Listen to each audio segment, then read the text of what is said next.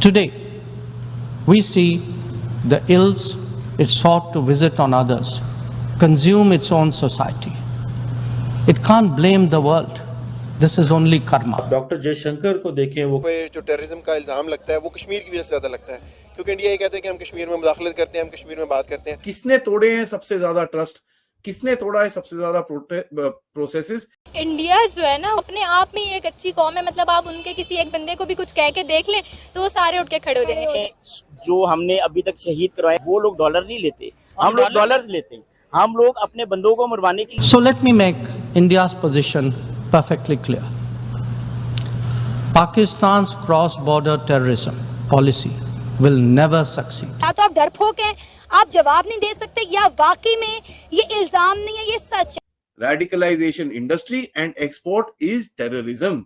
एक होती है मांगना मजबूरी, एक होती है आदत। इन लोगों को लग गई आदत।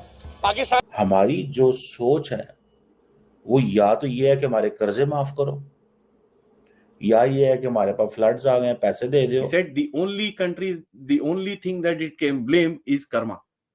जैसा बोगे वैसा पाओगे। The issue to be resolved between us is now only the vacation of illegally occupied Indian territory by Pakistan. तमाम जो ग्लोबल इश्यूज हैं उसके ऊपर वो बात कर रहे हैं डॉक्टर जयशंकर। उनके दिलों में ऐसी नफरत है पाकिस्तानियों के लिए। हमारे YouTube चैनल हिंदुस्तानी हाइट्स में आपका स्वागत है दोस्तों। पाकिस्तानी प्राइम मिनिस्टर शहबाज शरीफ द्वारा UN में कश्मीर का मुद्दा उठाए जाने के बाद पहले भारत की फर्स्ट सेक्रेटरी भाविका मंगलनंदन ने पाकिस्तानियों को अगला पिछला पूरा काला कारनामा दुनिया के सामने रखा और अब सीधे भारतीय विदेश मंत्री जयशंकर मैदान में उतरे और उन्होंने पाकिस्तानियों को भिगो कर जूते मारे। भारतीय विदेश मंत्री ने UN में पाकिस्तान को जवाब देते हुए कहा कि पाकिस्तान ने आतंकवाद को अपनी विदेश नीति का हथियार बनाया और उसे पाला पोसा। अब उन्हीं कर्मों का फल पाकिस्तान को मिल रहा है। इसके लिए पाकिस्तान किसी को ब्लेम नहीं कर सकता और पाकिस्तान की आतंकवाद की नीति कभी सफल नहीं होगी। भारतीय विदेश मंत्री ने पाकिस्तान का नाम लेकर अंतर्राष्ट्रीय मंच पर चुन कर हमले किए और पाकिस्तान को बेनकाब किया। इस एक बयान ने पाकिस्तान में हड़कंप मचा दिया। इसमें क्या कहा गया? सिंपल शब्दों में पहली बात कि भाई पाकिस्तान जो है वो उम्मीद हमसे ना करे कि वो टेररिज्म हमारे देश में भेजे और हम उससे बातचीत करें, ऐसा नहीं होगा। दूसरा, स्पष्ट शब्दों में कह दिया बातचीत होगी तो सबसे पहले आप कश्मीर को खाली करो और साथ में टेररिज्म जो तुम्हारी पुरानी आदत है उसे खत्म करो, वरना अच्छा नहीं होगा। ये जब शब्द कहे तो यहीं से तूफान मच गया।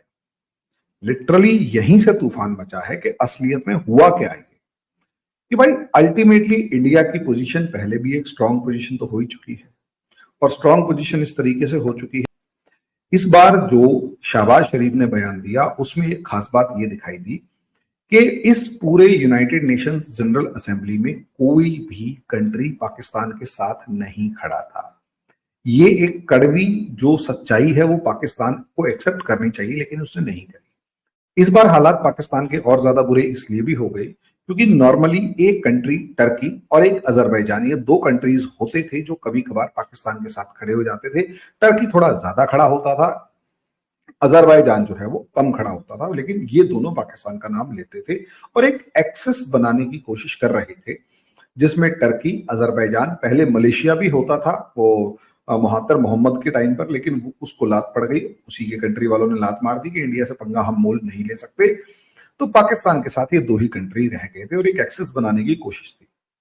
अब ऐसी सिचुएशन के अंदर टर्की जो है वो फ्लॉप होता हुआ नजर आ रहा है और साथ में सबसे बड़ी बात जो टर्की चुप हो गया, उसने इस बार कोई बयान नहीं दिया और अजरबैजान की तरफ से भी ऐसा कुछ नहीं आया कि यहाँ पर आकर वो किसी भी तरीके का बयान दे पाकिस्तान के मामले, वो कश्मीर के favour. United nation general assembly में जब पाकिस्तान के प्राइम मिनिस्टर शहबाज शरीफ ने कश्मीर का मुद्दा उठा, पाकिस्तान को टारगेट करते हुए कहा ऐसा मुल्क जो दहशतगर्दी को सपोर्ट करता है, क्रॉस बॉर्डर टेररिज्म को प्रमोट करता है, तमाम ममालिक को इनको बायकॉट करना चाहिए, इनको आइसोलेट करना चाहिए, जिस पर पाकिस्तान के प्राइम मिनिस्टर ने कोई जवाब नहीं दिया और उन्होंने खामोशी इख्तियार कर कश्मीर की बात भी उन्होंने जिक्र किया और फिर टेररिज्म का जिक्र किया। लेकिन ये बात पाकिस्तान के लिए कम अज़ कम मुझे अजीब सी लगती है क्योंकि हम उनके कल्चर को समझते हैं, उनकी तमाम रिवायात को समझते हैं।